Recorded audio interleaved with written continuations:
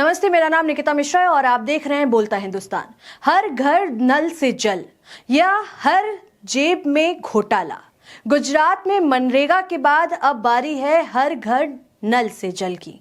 यह योजना वही योजना है जिसे प्रधानमंत्री का ड्रीम प्रोजेक्ट कहा गया, वही योजना जिसे हर रैली में नए भारत की पहचान बताई गई। लेकिन महिसागर जिले से आई खबर ने नल से पहले नींद तोड़ने वाला झटका दे दिया है। 620 गांव, 123 करोड़ और जमीन पर शून्य। महिसागर जिले के 714 गांव में से 620 गांव कागजों में नल कनेक्शन, पूरे पाइपलाइन बिछी, पानी पहुंच गया, लेकिन जमीन पर ना नल, ना पाइपलाइन, ना जल और ना ही पानी। सिर्फ फर्जी बिल, झूठे कार्य विवरण और नकली दस्तावेज। प्रधानमंत्री नरेंद्र मोदी द्वारा 2019 में शुरू की गई जल जीवन मिशन योजना का मुख्य उद्देश्य था कि हर घर तक नल पहुंचाना, यानी हर घर तक नल के जरिए जल पहुंचाना। 2024 तक देश के हर ग्रामीण घर तक नल से सुरक्षित पेयजल पहुंचाना था। इस योजना के तहत केंद्र और राज्य सरकारें मिलकर काम करती हैं, जिसमें पाइपलाइन बिछाना, ट्यूबवेल खोदना, जल संग्रहण संरचनाएं बनाना और घर घर कनेक्शन देना शामिल है।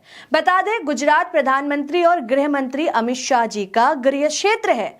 वहां इस योजना को काफी सफल बताया जाता है।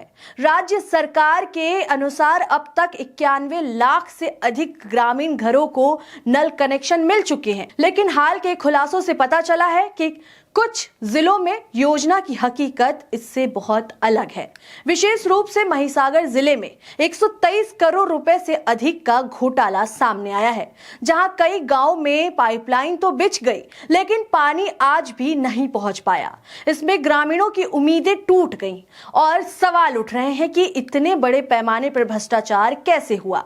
आपको बता दें कि 123 करोड़ का काम कागजों में बह गया, गांव में नहीं। सरकार ने खुद शिकायत की तो सवाल और बढ़ते हैं। सरकार के प्रवक्ता और मंत्री ऋषिकेश पटेल कहते हैं, मुख्यमंत्री के निर्देश पर जांच हुई, घोटाले की पुष्टि हुई और 12 कर्मचारियों के खिलाफ सीआईडी क्राइम शाखा में शिकायत दर्ज कराई गई है। वाह, मतलब सरकार इतनी ईमानदार है कि खुद अपने लोगों के खिलाफ केस कर रही है। लेकिन सवाल यह है कि 620 गांवों में सालों तक फर्जी काम कैसे चलता रहा?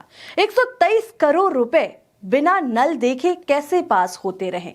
जांच तब क्यों नहीं हुई जब गांव प्यासे थे? हर घर नल से जल असल में निकला हर फाइल में जल।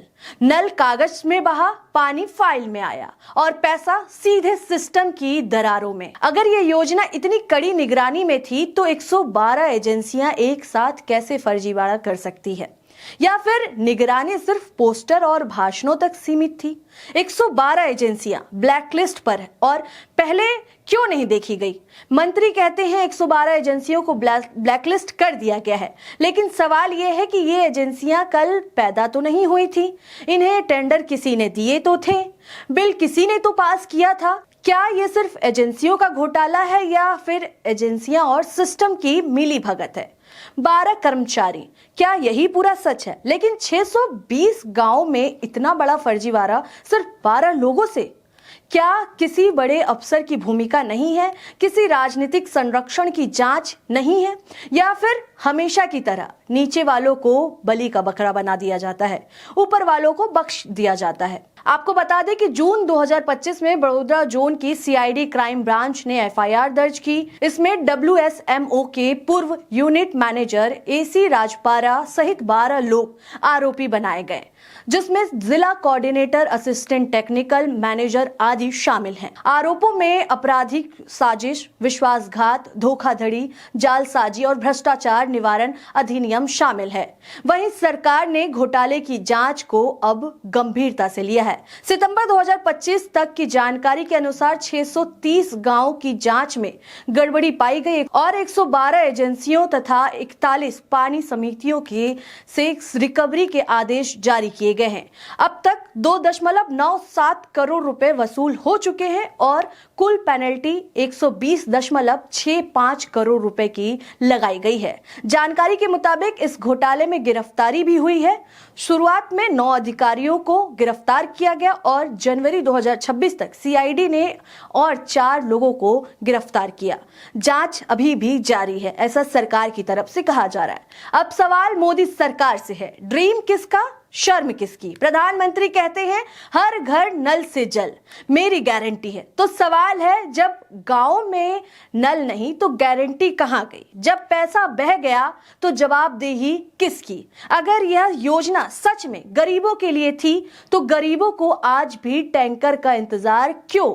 गुजरात मॉडल का मतलब अब शायद यह है, योजना ऊपर से, पैसा बीच में और गांव नीचे सूखे में। पोस्टर में नल, रिपोर्ट में जल और हकीकत में खाली बर्तन। जांच के वादे पहले भी सुने हैं। मंत्री कहते हैं जांच पूरी होने के बाद किसी दोषी को बख्शा नहीं जाएगा।